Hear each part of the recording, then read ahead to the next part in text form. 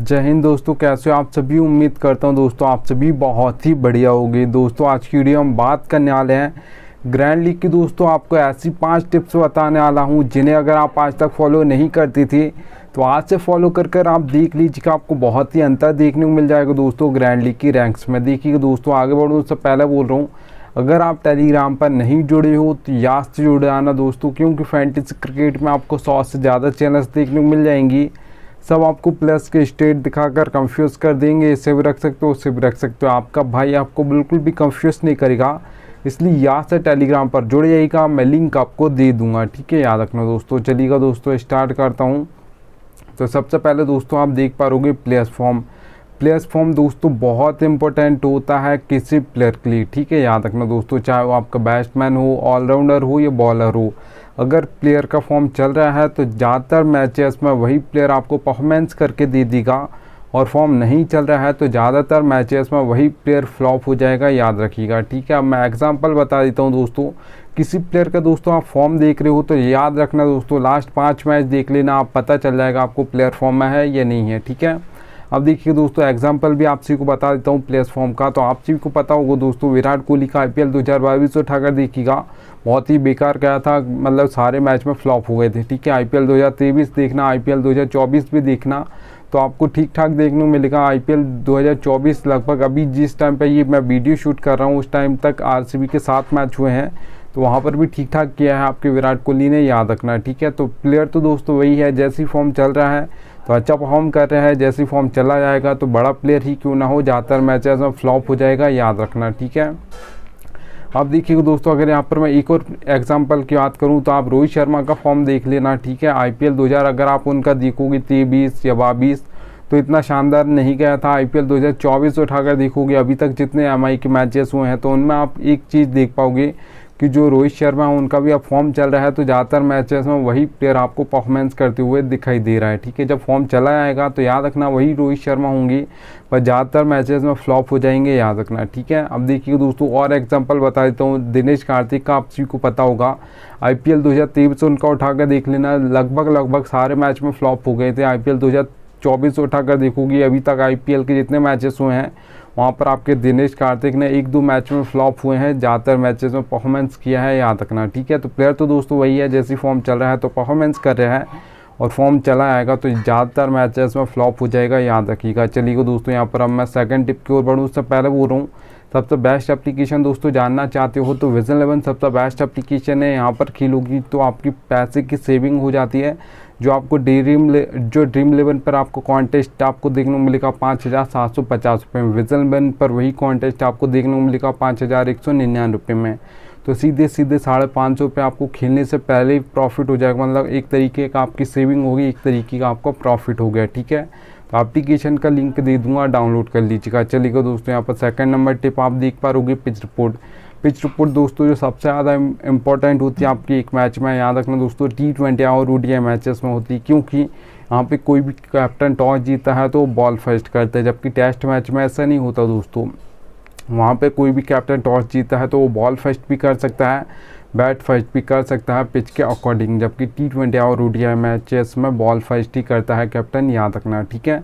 आपको 3 टाइप्स की पिच देखने को मिल जाएगी दोस्तों, बैटिंग फ्रेंडली, बैलेंस और बॉलिंग। अब याद रखना दोस्तों बैटिंग फ्रेंडली पिच है तो बैट्समैन आपको परफॉर्म करते हुए दिखाई दे जाएंगे, जो स्कोर बोर्ड देखने को मिलेगा आपको हाई देखने को मिलेगा। अगर यहाँ पर मैं बात करूँ बैटिंग फ्रेंडली पिचेस पर जो आपको स्कोर बोर्ड देखने को मिलेगा T20 में दोस्तों, याद रखना 170 से प्लस आपको ज़्यादातर देखने को मिलेगा, ज़्यादातर 180, 190, 200 प्लस भी जा सकता है, याद रखिएगा, ठीक है। अब देखिए दोस्तों जो बैलेंस पिच होती है वहाँ पर जो आपको स्कोर बोर्ड देखने को मिलेगा वो मीडियम देखने को मिलेगा, जो ज़्यादातर परफॉर्मेंस करते हैं आपके बैलेंस पिच पर ऑलराउंडर्स करते हैं, क्योंकि जो ऑलराउंडर्स का दोस्तों बैटिंग ऑर्डर होता है वो होता है आप सभी को पता होगा 4 नंबर, 5 नंबर, 6 नंबर, 7 नंबर, ठीक है। तो अब यहाँ पर पावर प्ले में बैलेंस पिच पे 1 से 2 विकेट जल्दी गिर जाते हैं तो इनकी बैटिंग जल्दी आ जाती है, तो ये फैंटेसी पॉइंट आपको 2 तरीके से देती हैं ऑलराउंडर्स, एक आपको बैटिंग करके देते हैं मतलब रन्स मार कर, एक आपको विकेट लेकर, ठीक है। तो इसलिए ज़्यादातर आपके बैलेंस पिचेस पर ऑलराउंडर्स परफॉर्म करते हैं, याद रखना, ठीक है।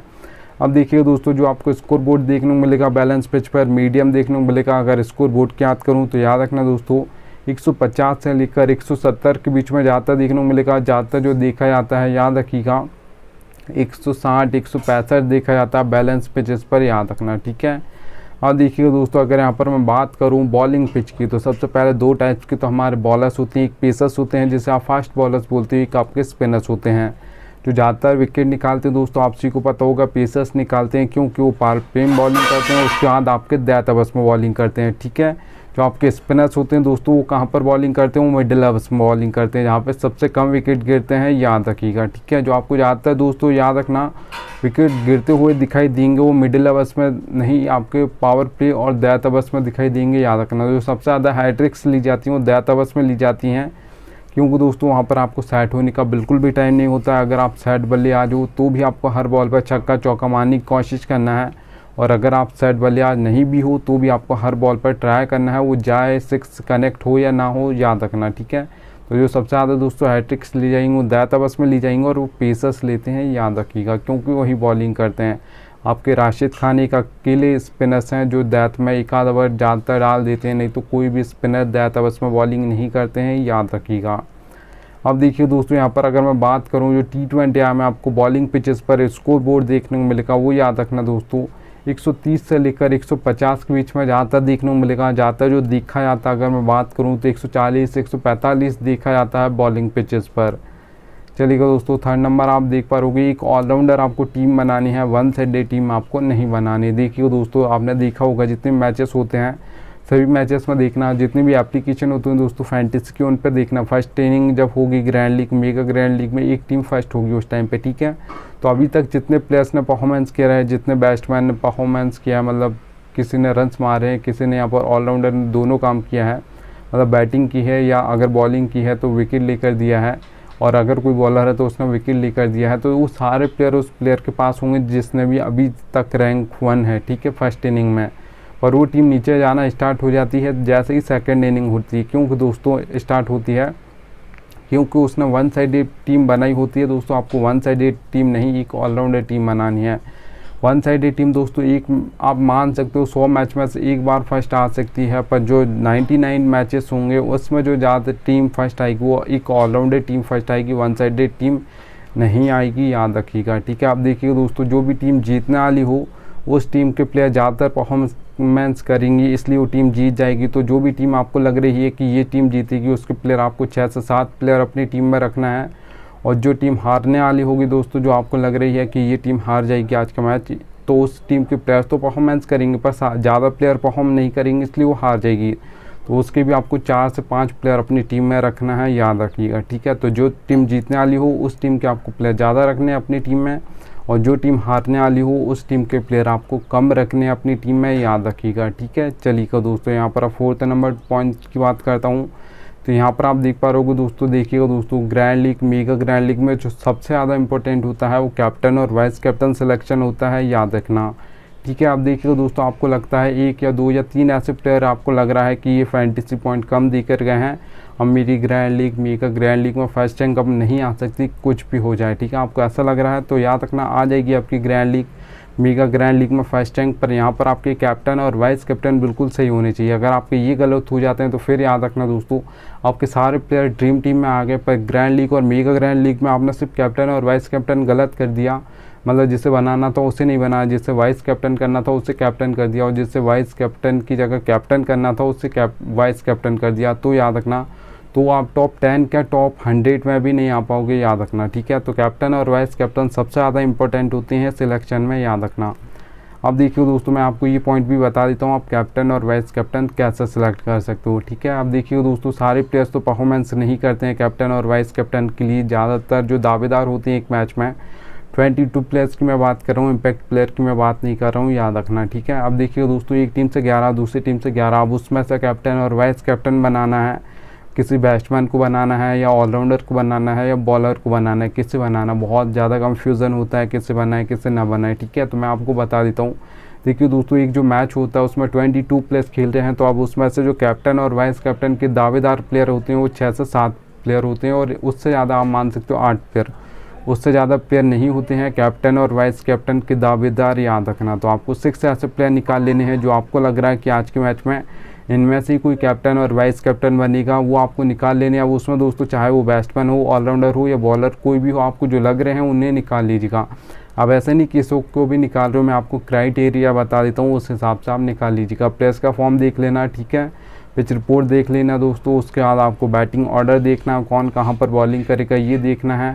बैटिंग ऑर्डर मतलब कौन किस नंबर पर बैटिंग करने आएगा और यहाँ पर कौन कहाँ पर बॉलिंग करेगा, और कौन सा बॉल पावर प्ले में करेगा, और कौन सा मिडल ओवर्स में करेगा, और कौन सा डेथ ओवर्स में करेगा, ये भी आपको पता होना चाहिए। फिर उसके बाद हेड टू हेड बैटल्स देख लेना, किस प्लेयर के खिलाफ कौन सा यहाँ पर आउट हो जाता है, जल्दी आउट होगा या नहीं होगा, ठीक है। तो याद रखना दोस्तों, इतना सारा सब कुछ आप देखोगे, उसके बाद आप जो 6 प्लेयर निकालोगे तो बहुत ज़्यादा चांस होगा आप सही निकालोगे, ठीक है। अब देखिए दोस्तों, यहाँ पर मैं आप जी को बता दूँ, आपने जो 6 प्लेयर निकाले उसमें मैं मान लेता हूँ 2 आपने बैट्समैन निकालिए, 2 आपको लग रहे हैं कि ऑलराउंडर्स कैप्टन और वाइस कैप्टन बन सकते हैं, 2 आपको बॉलर लग रहे हैं, ठीक है। तो एग्जाम्पल के लिए यहाँ पर मैंने लिया है।